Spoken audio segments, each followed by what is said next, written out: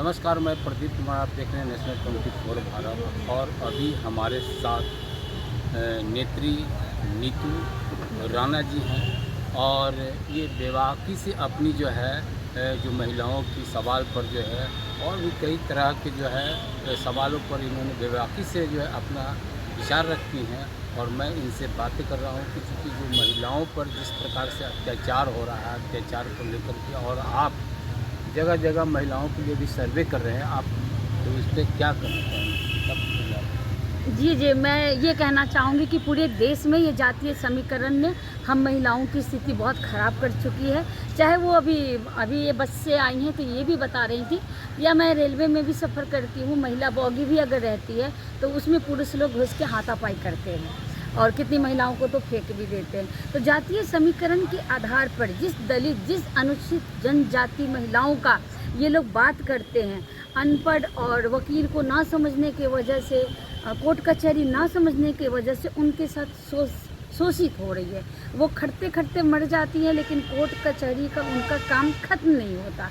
अगर वो किसी का विरोध करती हैं तो विरोध करने पर उन्हें अगर किसी सजाए तहत अगर शराब के केस में भी फंसा दिया जाता है तो वो छूट नहीं सकती हैं, क्योंकि उनके पास जमानत करने को कुछ भी नहीं रहता है, ना जमानत देने के लिए रहता है। वो महीनों क्या सालों रहता है।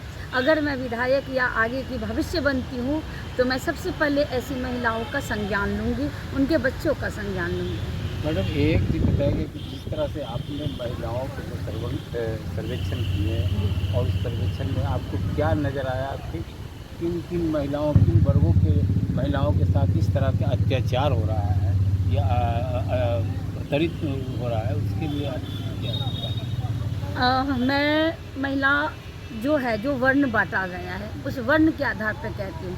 ये पुरुषों का जो बंदर बाट है टिकट की, इसकी मैं नहीं कहती हूँ। इनकी जो बंदर बाट है, हमारी अगर 100 में अगर जब मैं कोर्ट उठ जाती हूँ, काफ़ी अनपढ़ भी हैं कुछ महिलाएं।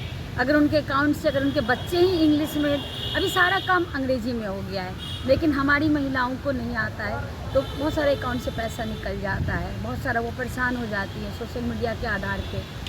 और राजनीतिक में भी महिलाओं को आगे आना चाहिए, क्योंकि अगर कोई यूथ ब्रिगेड पुरुष उनके पीछे पड़ते हैं किसी जाति विशेष के, तो कोई भी जाति विशेष एक बंटवारा वाली लड़ाई, भाई भाई की लड़ाई, इसके बीच में नहीं आता है। इसलिए नहीं आता है, कहता है भैया ये जात के बात हो, भाई भाई में ना अब। बिहार में यही चल रहा है स्वर्ण समाज का।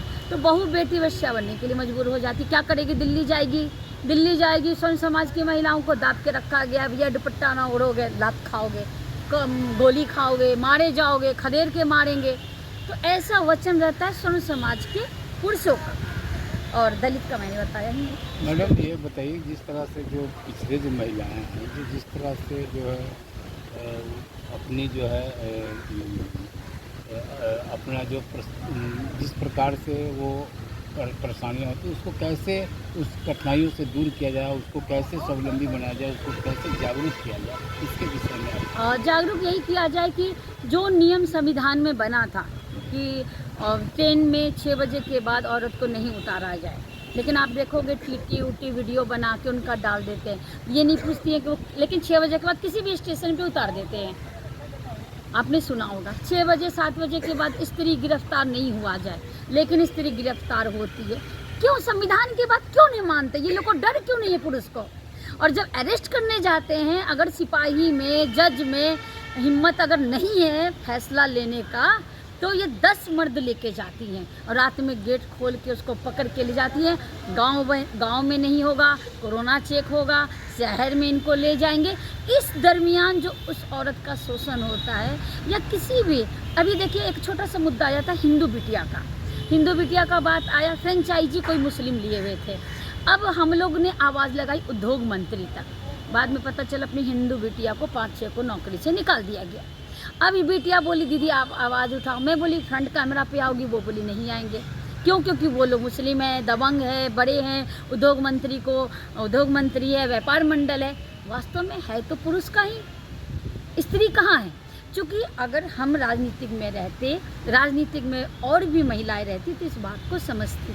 तो ये हिंदू मुस्लिम क्या प्रयागराज में मुस्लिम का दुकान आपने बंद करवाया? क्या बिहार से लेके झारखंड से लेके पूरे देश में मुस्लिम अपनी दुकान पे फ्रेंचाइजी जिसका गवर्नमेंट का लिए हैं, तो क्या हिंदू बिटिया को नौकरी दे रहे हैं? नहीं दे रहे, सिर्फ वो मुस्लिम को दे रहे हैं। तो क्या वहाँ पे कोटा रिजर्व है कि मुस्लिम नहीं, इस कोटा के तहत तुम दलित को, अनुसूचित जनजाति को, समाज की महिलाओं को नौकरी देना नहीं है?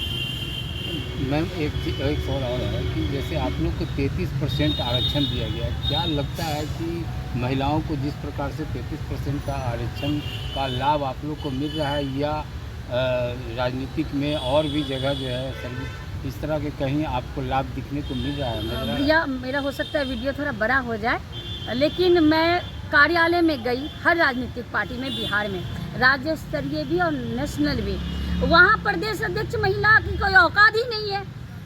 वो लोग क्या टिकट देंगे हमें? मैं मर्द के पास जाऊँ, मैं पुरुष के पास जाऊँ, मैं क्या पुरुष के पास जाऊँ, वो मेरा शोषण करेगा, वो मेरे से रुपया मांगेगा, मैं कहाँ से दूंगी? एक औरत को औरत चैलेंज कर सकती है कि तेरी औकात है तो मेरी भी औकात है, बता तुझे क्या चाहिए। लेकिन एक अगर पुरुष, क्यों राजनीतिक में लोग कहते हैं कि नेत्री का ये प्लेटफॉर्म गंदा है? हमारे पति से लेकर हमारे बच्चे से लेकर लोग को समझाया जाता है कि भाभी जी राजनीतिक में है तो जरूर कोई बात होगा। तो इसका कहना है कि राजनीतिक में प्रदेश अध्यक्ष महिला की कोई औकात नहीं है। अब बना लो वीडियो, बना लो फोटो, कहो कि टिकट में आपकी क्या भागीदारी है, टिकट वितरण में क्या आप प्रदेश की, बिहार प्रदेश की महिला भाजपा कांग्रेस की दिल्ली तक औकात है जाने के, बात करने की? जिला अध्यक्ष पटना को मैं अगर उम्मीदवार का आवेदन दूंगी तो क्या वो महिला लेने को तैयार है? आवेदन तक लेने के लिए तैयार नहीं है ये महिलाएं। तो मैं तो पुरुष के पास जाऊंगी, पुरुष के पास मैं वो कुछ भी डिमांड कर सकता है। तो क्या मैं राजनीतिक से भाग जाऊं? नहीं भागूंगी। हो सकता है निर्दलीय खड़ा हो जाऊं दिग्गा पटना पश्चिम से। इसके लिए क्या और जागरूकता के लिए क्या करना होगा? यदि इस तरह के जो लोग सवाल दागते हैं या सवाल करते हैं, और जो कोई भी महिला किसी चीज़ को मांग करते हैं तो उसका जो है किसी प्रकार का शोषण करने का काम करते हैं, तो इसके लिए महिलाओं को किस तरह के रूप में अपनाना चाहिए, कैसे आगे बढ़ें? हर सवाल आपको, और इसके लिए तो यही करना है कि महिलाएं जो है लीडर हो के लड़ ही जाती है। तो वेश्यावृत्ति का लाइसेंस जब बन ही गया है, एक डांसर भी अगर डांस करती है तो रात में 2 बजे उठा लेता है, चाची तो भैया ये गंद फैला रही थी। अरे भैया तो वेश्यावृत्ति कौन नहीं करता है? पूरे देश को पता है कि भैया भारत सरकार की नज़र के सामने होता है, पुलिस उसको क्यों उठाता है? तो मैं तो कहती हूँ कि वेश्या को सैल्यूट को टैक्स भी देती है, और रात में पुलिस कहता है भैया ये गंद फैलाई है। ब्यूटी पार्लर वाली अगर कॉलोनी में ब्यूटी पार्लर कर ली, 10 मर्द बन गया, तो ब्यूटी पार्लर वाली पहले 10 साल पहले ये ब्यूटी पार्लर वाली मसाज कर रही थी मर्दों को, मर्द भी पकड़ा गए, उनके पति से लेकर भाई से लेकर चाचा तक सब पकड़ा के चले गए। तो ब्यूटी पार्लर कोई खोलने नहीं देते। तो इसके लिए ये होगा कि राजनीतिक दल की जितनी भी नेत्री हैं वो इस्तीफा ना भी दे, लेकिन मसान आंदोलन में महिलाओं के बिल के लिए, टिकट के लिए बिहार से आवाज़ उठाए और राजनीति में पहले आए। बदमाश है तो बदमाश सही। एक अंतिम सवाल आपसे। अब अंतिम सवाल ये है मैडम, आप राजनीतिक में भी हैं और महिलाओं के लिए काफ़ी कार्य कर रही हैं, और अब इस बार जो है बिहार विधानसभा के 2025 का चुनाव है, क्या लगता है कि आप जो है 2025 के चुनाव में आप खड़ा होंगी, और खड़ा होंगी तो जीतेंगी, तो महिलाओं के लिए क्या?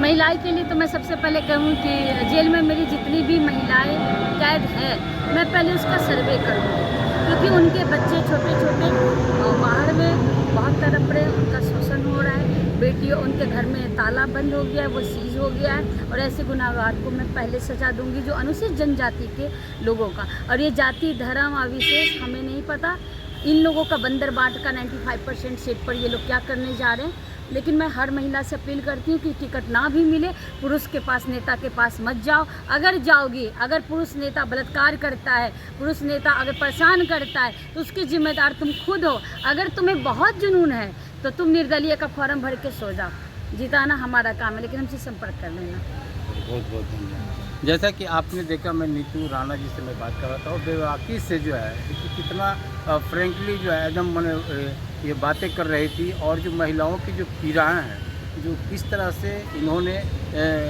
मैंने उनके हृदय तक जाकर के देखा, और अपनी उनकी पीड़ाओं को इन्होंने अभी हमारे कैमरे के सामने जो है व्याख्यान किया। आप देखिए, यदि वीडियो अच्छा लगता है तो लाइक